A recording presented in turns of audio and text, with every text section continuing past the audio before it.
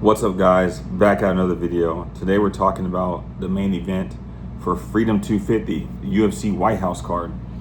Live from Washington, D.C., Ilia Topuria versus Justin Gaethje.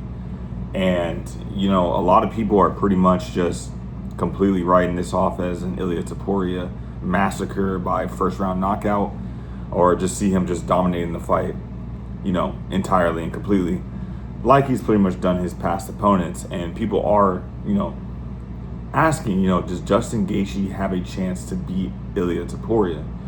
And I know Ilia Topuria's body of work, his last three fights, beating Volk, beating Holloway, beating Charles Oliveira, he's pretty much stacked himself up, as a top pound for pound guy in the UFC, rightfully so.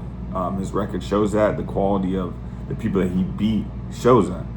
What I want to talk about, though, is what does Justin Gaethje have that could potentially bring problems to Ilia Topuria? And I would say, Gaethje had a lot of success early on in his career with his kicks, kicking a lot, stuff that disrupts the timing of someone like Ilia Topuria, who's in a very boxing heavy stance, very heavy on that lead leg. And if you guys remember back to when Ilia Topuria fought Volkanovski in that first round, before he ultimately finished the fight in the second round, in that first round, Volkanovski was having a lot of success kicking Ilia Topuria's lead leg. I mean, that if he had kept that up, kicking the lead leg and then circling out to his left or to his right, he would have potentially, won a decision, or just, would have battered Ilia Topuria's leg to where it would have decisively stifled his ability to strike very well and his dynamic movement, which would have limited his knockout power, which would have ultimately gave Volkanovski a huge advantage. So I think for Justin Gaethje, if he gets in the pocket with Ilia Topuria and just thinks he's going to exchange punches, punch for punch, I do think he will fall victim to Ilia's last three opponents and also be slept unconscious. Ilia just has that power, man. It's real. And once you see Max Holloway get knocked out, you have to understand the danger that you're in if you're going to exchange in a phone booth with Ilia Topuria. I think he needs to fight at distance. I think he needs to use his kicks, that calf kick, the inside leg kick, to disrupt Ilia. And I think that he's going to need to stick and move.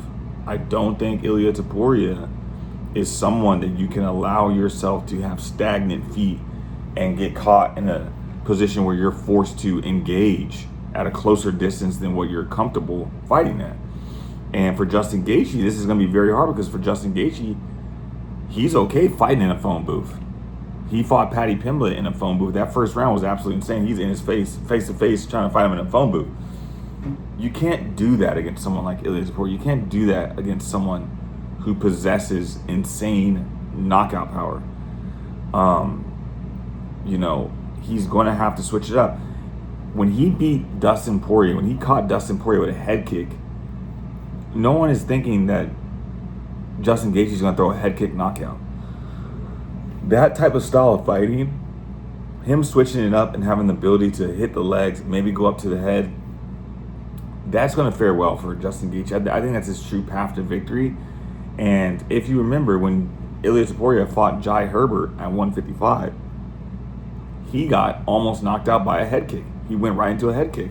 So that's the only way, in my opinion, to defeat Ilia Topuria, or the path to victory for Justin Gaethje against Ilia Topuria, is going to be to use those leg kicks extensively. It's going to be to fight on the outside, stick and move, and continue to go from there. It's not going to be, I step in the boxing range and we're just gonna have this exchange and I'm gonna get the better of you. It's not gonna fare well that way. You can't fight that way. Ilia Topuria is an elite fighter, top of the division, next level.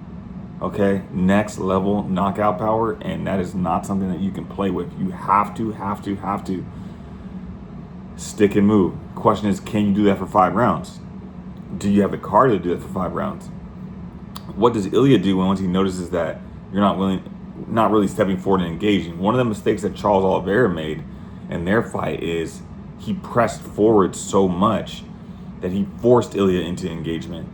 And when you're forcing Ilia into engagement by stepping on his toes, you're within striking range, well within striking range for combinations, everything. It's just not a fair trade-off. Your punch is not going to land as hard as Ilia's punch is. So you have to switch it up. And I think for Justin Gaethje, establishing that calf kick, it's a very damaging blow, hitting that calf kick, and then going for maybe a head kick or for staying outside that pocket and delivering strikes from there. But make sure you guys like, comment, share, and subscribe. Back in tomorrow with another video. And yeah, let's go.